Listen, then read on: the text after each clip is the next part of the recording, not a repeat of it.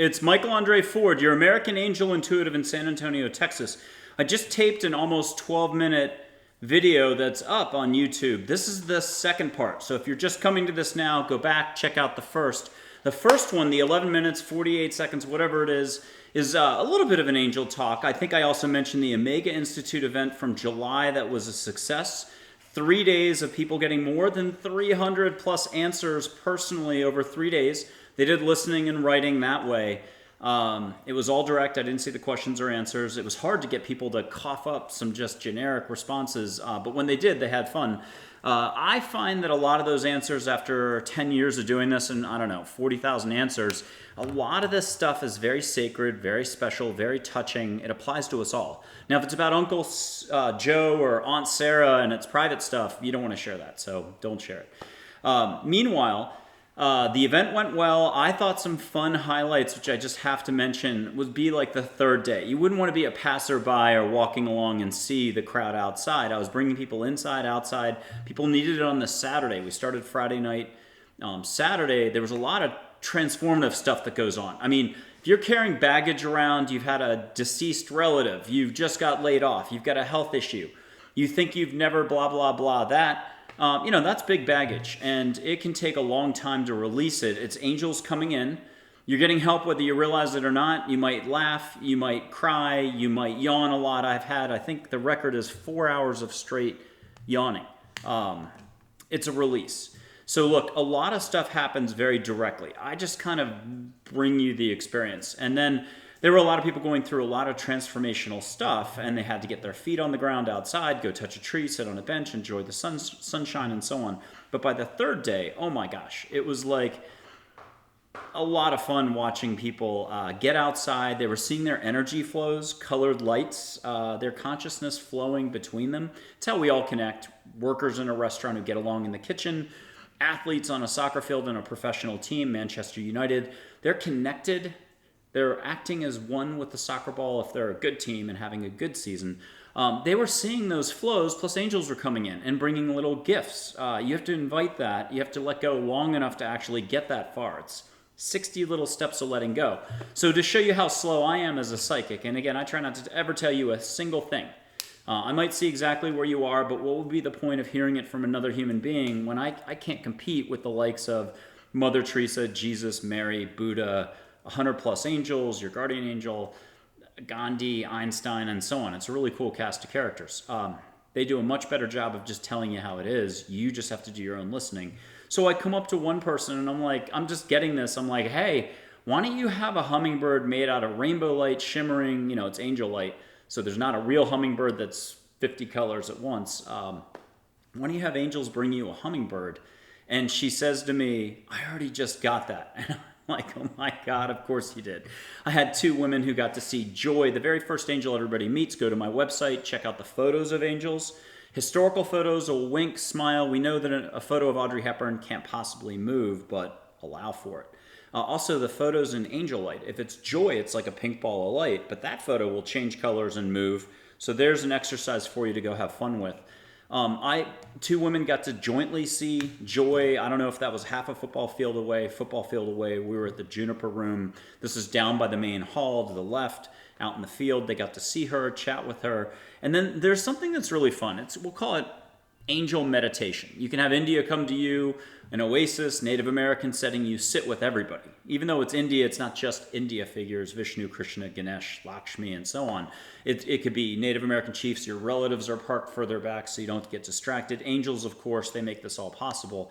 And 5 minutes of our time is 10 minutes over there. So you can still get all your answers and so on, get hugs, have a healing ceremony, get whatever you need done. But it's with your eyes shut. Now, I'm a big eyes open guy, because there are no limits here. So you look in your backyard, you look across the street, you look down the hallway here, and you see angels full on with or without wings. You can meet light beings if you're the more scientist, universe, we're not alone type person. So ask your questions, get your answers, and so on. But one of the most fun things that I've offered over time, and I've probably had at least 100, 200 people do this, you can close your eyes, have Hawaii come to you, angels make it nice, they make the perfect waves, and you can surf like a professional, Kelly Slater. You just know what to do, and you have a great time. So what gets wild is I had two podcast hosts who are on the same show. They know each other. One West Coast, one East Coast. Do it at the same time. Now this is going to be hard to grasp. Three-way Zoom. They're shutting their eyes, sitting like this, and they're seeing each other, sharing the same waves made by angels. No sharks. It's safe. They got to see each other while they're surfing. Now at the event at Omega, 3 people got to shut their eyes, and the whole class did it, but 3 people got to see each other while they were surfing. And so they sort of were in a mutual dream time, if we use the Aboriginal expression, lucid dream, if you want to use the New Age expression or whatever that is. But this is more angel time. I'm not really keen on any of those expressions. This is something beyond what we know in sort of the linear fashion, thinking. The one-dimensional, there's time and all the rest. This is about going beyond time, beyond space, beyond our limits, beyond what we know, not reacting, not fearing, not judging, not trying to figure everything out while you're in the middle of you're supposed to let go. So people had a wonderful time. It was super exciting. Back to the Glow Stick Zen book. I shared the prologue of the super long, it's 22 chapters. You can buy each book individually at Amazon. And I suggest that if you want to go get book number 1, I think it's $9.99. Very few people will ever hear about the book. It was 2/3 written by the crew, 1/3 by me. Blame me if there's any bad parts of it. That book helps you let go. It's a super long path up a mountain. And I think it's Nietzsche or somebody said, or Jung said that the dog following you in your shadow, that's your ego. It's a chance to shed all of what you know and to lighten up a little bit. It's got some great metaphors in it.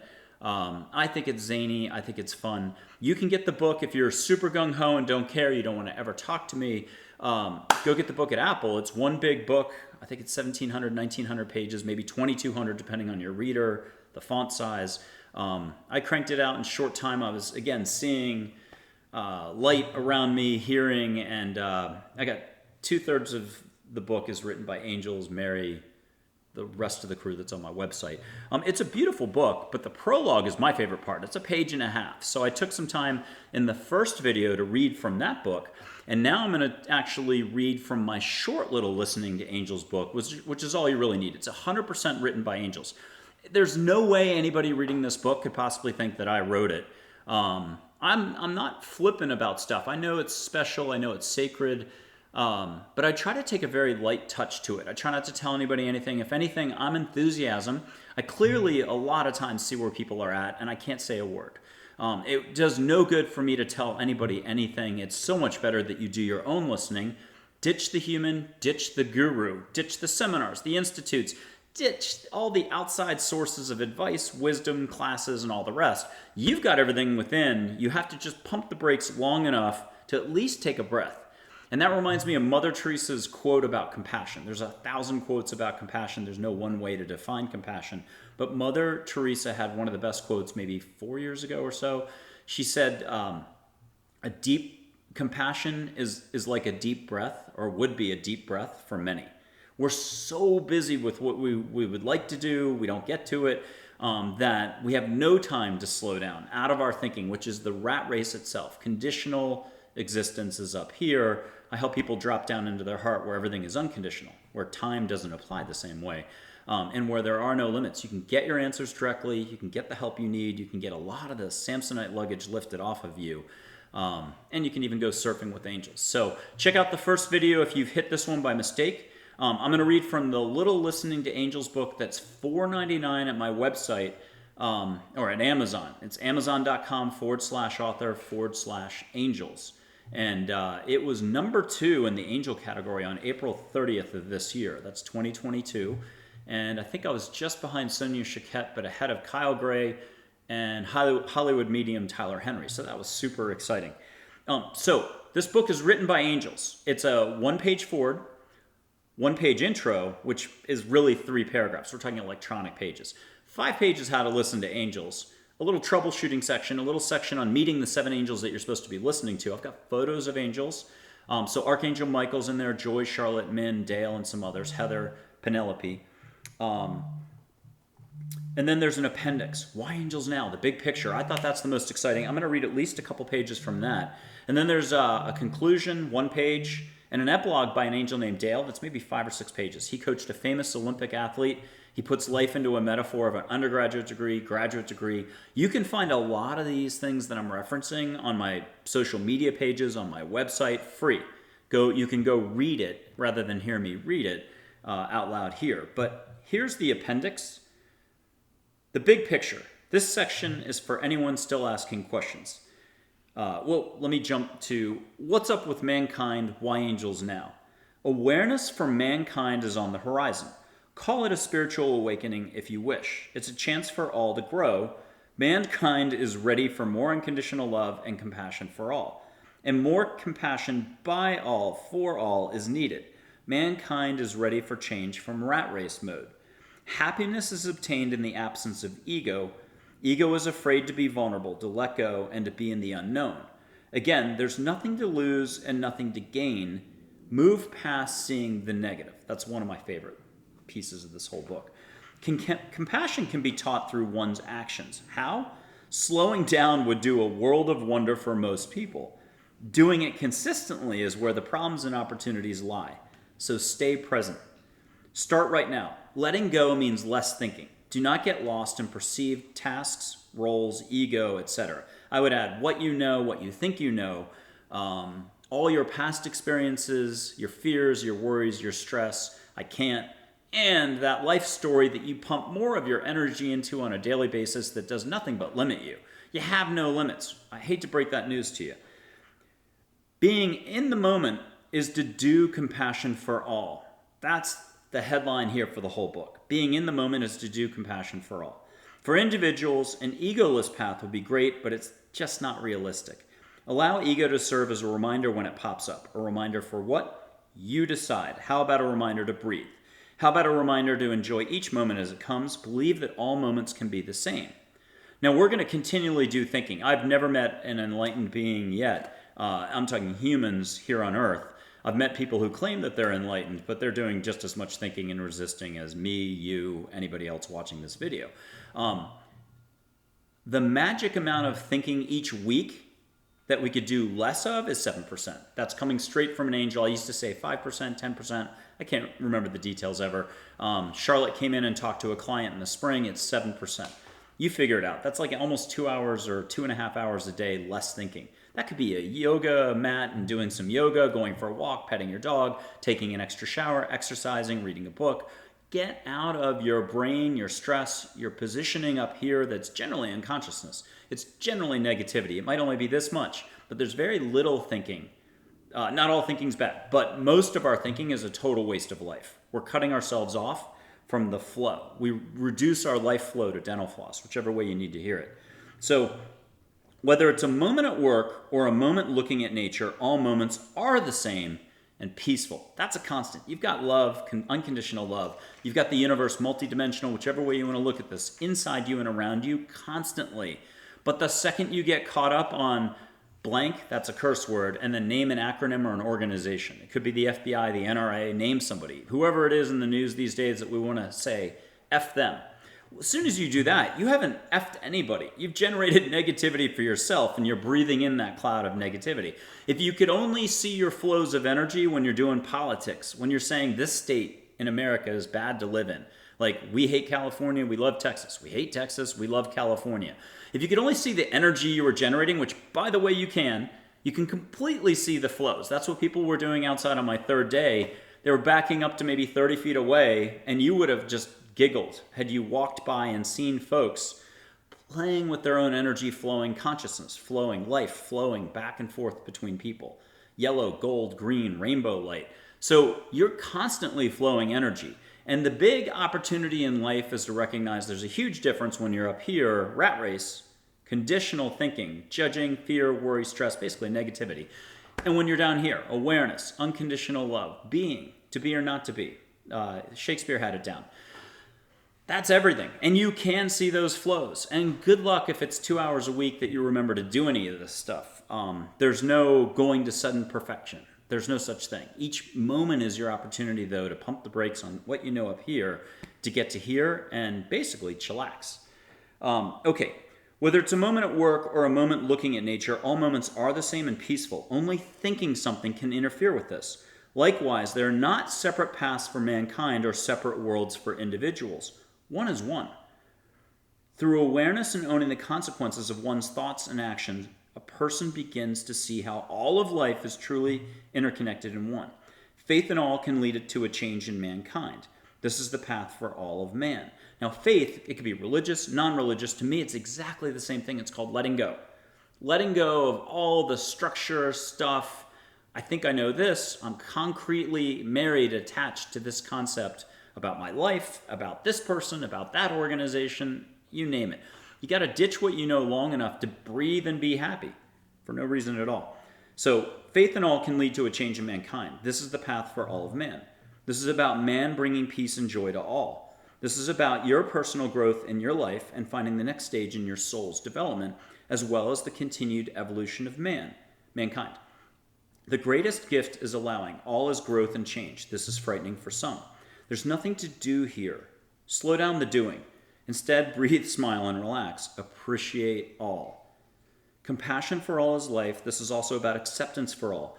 Regard others as yourself generously and without fixation. Believe in all. It is much simpler than people think. Again, this is because this is not about thinking, but less thinking. Open yourself up to life. Speak with us. That's angels talking here. Be.